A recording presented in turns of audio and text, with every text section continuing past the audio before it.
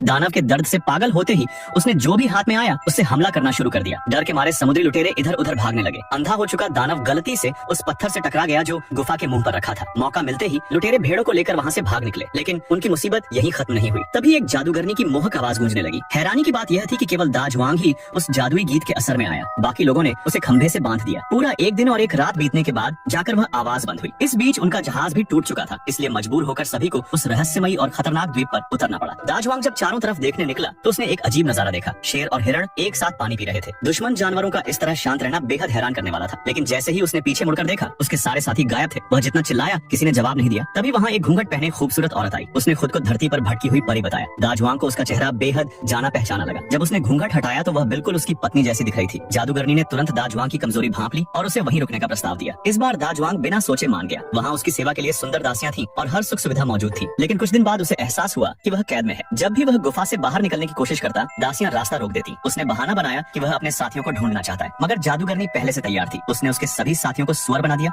और धमकी दी कि अगर दाजवांग ने उसका पति बनने से मना किया तो वे हमेशा ऐसे ही रहेंगे। अपने दोस्तों की खातिर दाजवांग मजबूरी में वहीं रुक गया। जादूगरनी ने भी वादा निभाते हुए लुटेरों को इंसान बना दिया, लेकिन बाकी लोग उस खूबसूरत जगह को देखकर वहीं बसना चाहते थे। असल में वह जादूगरनी हजारों साल पुरानी थी। हर कुछ साल बाद वह किसी ताकतवर आदमी को अपना पति बनाती थी और उसी की ताकत से हमेशा जवान रहती थी। दाजवांग समझ चुका था कि अब वह कभी बच नहीं पाएगा। हर दिन दासियां एक रहस्यमयी दवा पानी में मिलाती ताकि उसकी ताकत बनी रहे। दूसरी तरफ बाकी लुटेरे उसकी जगह लेना चाहते थे। दाजवांग उन्हें बार बार मना करता, लेकिन वे उसकी बात समझने के बजाय उससे ही जलने लगे। फिर भी दाजवांग हार नहीं माना। वह चोरी छिपे लकड़ियां काटकर बेड़ा बनाने लगा। जादूगरनी समझ नहीं पा रही थी कि आखिर वह भागना क्यों चाहता है। दाजवांग ने कहा कि उसकी असली पत्नी उसका इंतजार कर रही है, चाहे जादूगरनी उसकी पत्नी जैसी दिखती हो, लेकिन वह उसकी पत्नी नहीं थी। कुछ ही सालों में दाजवांग समय से पहले बूढ़ा हो गया। तब जादूगरनी ने नया आदमी ढूंढ लिया और उसे इंसानों की दुनिया में वापस भेज दिया। 40 साल से कम उम्र में ही वह बूढ़े भिखारी जैसा दिखने लगा था। एक दिन उसकी मुलाकात उन्हीं पुराने लुटेरों से हुई। वे उसका मजाक उड़ाने लगे और उसका कटोरा तक लात मारकर गिरा दिया। तभी वहाँ सफेद कपड़ों में एक परी प्रकट हुई। उसने कहा कि जो इस टूटी हुई धनुष की डोरी जोड़ देगा उसे अमृता और दिव्य शक्तियां मिलेंगी। बहुत लोगों ने कोशिश की, लेकिन कोई सफल नहीं हुआ। जब दाजवांग आगे बढ़ा तो सब उसका मजाक उड़ाने लगे, लेकिन सबकी आंखें खुली रह गईं जब उसने आसानी से धनुष ठीक कर दिया और दूर के निशाने पर तीर मारकर दिखा दिया। पुराने लुटेरे जलन में उसे मारना चाहते थे, मगर दाजवांग ने अकेले ही सबको खत्म कर दिया। उसकी कहानी सुनकर परी बहुत भावुक हुई और उसने वादा किया कि वह दाजवांग को उसकी असली पत्नी के पास वापस पहुंचाएगी।